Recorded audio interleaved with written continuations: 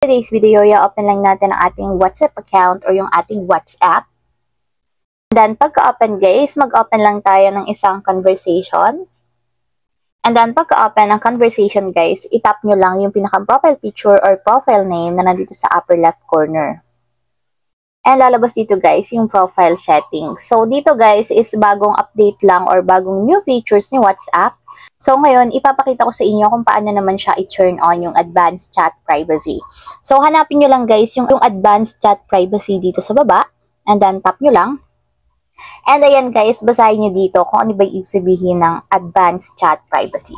So, sabi dito is kapag daw naka-turn on, lahat daw ng mga media or mga pictures na sinasend natin is hindi daw basta-basta masisave ng taong pinagsenda natin.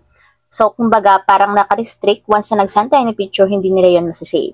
And hindi din daw makakagamit ng mga AI features katulad ng mentioning at meta AI or summarizing unread messages. And lastly, hindi daw makakapag-export ng chat na yon habang naka-turn on ang advanced chat privacy.